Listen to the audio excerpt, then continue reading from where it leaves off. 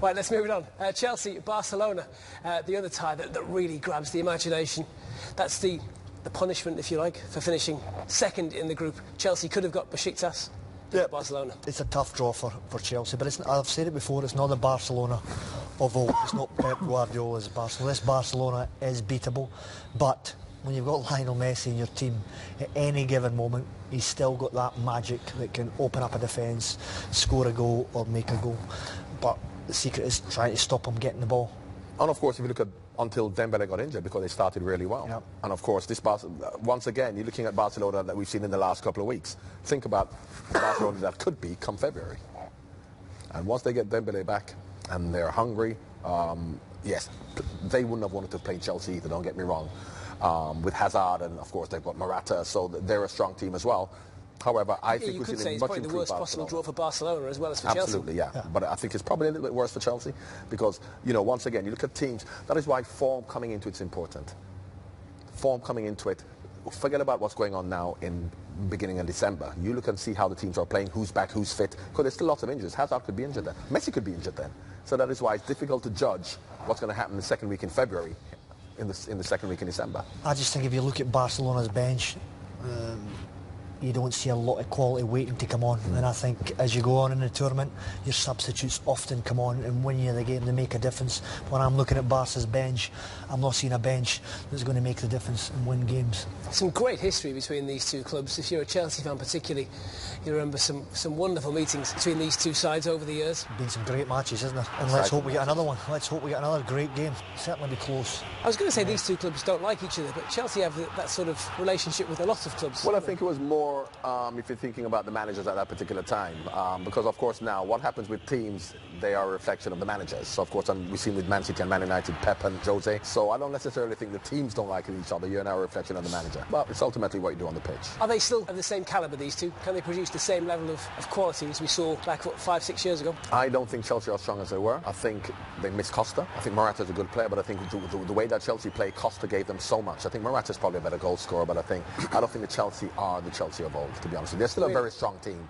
And Hazard has a lot to prove. He may want to go, so of course he's going to be there. And Barcelona, the big question you put against Barcelona, Real Madrid, teams like this, do they have that hunger to go again and again? They've done so much. Do they have that desire? And what both of them have showed me is yet they do, because they've kept the same. Real Madrid, these players have been there for a while, and you think, do they want to raise their game again to do it? And year in, year out, they do. That's what big players do. They want to come to the fore. They don't rest on their laurels, and I think Barcelona will. Do you think Barcelona have become more pragmatic under Valverde? Are they slightly more workmanlike than they were certainly under Pep, under Villanova? Well, I think you look at their team, they don't have a Iniesta playing every week, they don't have a Xavi playing every week, so when you're missing those that type of player in the middle, you're obviously not going to be as dangerous. The players, Rakitic is a good player, but do I see him as a Barcelona player? I don't see him as a top player, but he's playing every week. They're either sitting top of the league by 6 points, seven ahead of Real Madrid, so they must be playing better than what I've seen them recently. But they're not the Barcelona of 6 years ago. The strength of Barcelona that we all love is the front three and Iniesta. They're trying to replicate that with a front three and Coutinho. At the moment, they haven't got a front three or they haven't got a Coutinho. So now the Barcelona we're seeing is not the Barcelona they want. But come February, I think they'll get in January, of course. He won't be able to play that anyway, but I still think that could be a problem. But I think Dembele coming back for them would help that, because the front three are really what Barcelona's all about. That we saw against Paris Saint-Germain. So, as I said, we have to see who comes back in February. You can't make a judgment now. Yes, you can say Chelsea have got a good chance. They still have a good chance in February, but look and see what the Barcelona team will look like beginning of end of January, beginning of February. We'll continue this conversation in a moment. Let's just pop back over and get a reaction. Thank you. I'm delighted to be joined here by Jason Cundy, a former Chelsea player and now a beIN Sports great for standing in these freezing conditions. Now, Antonio Conte's mood rather uplifted. He froze Chelsea out of the title race at the weekend after that West Ham defeat, but being more positive today. Absolutely. I mean, there's so much more to look forward to. It was a disappointing result and performance against West Ham. We got what we deserved, unfortunately. But when you look at the Champions League, this is a competition that there's a number of English clubs there that believe they can do very well. Antonio Conte, rightly so, is full of confidence going into this game. It's going to be tough. We know what Barcelona bring, but they also know what we bring as well. There was that famous moment here when Iniesta got that last goal, but of course their last meeting was in the semi-final at the Nou Camp when remarkably Torres scored the goal to get this team into the Champions League final. There's a swagger about Chelsea in the Champions League. They always believe they can do it. Absolutely. Since 2000, this will be the 13th and 14th game Chelsea have played Barcelona in the Champions League. There have been some titanic battles. They've broken Chelsea's hearts and Chelsea have broken their hearts. Over that time, Chelsea have won 4 games, Barcelona have only won 3, the rest of them in draws, so it's a very, very tight game.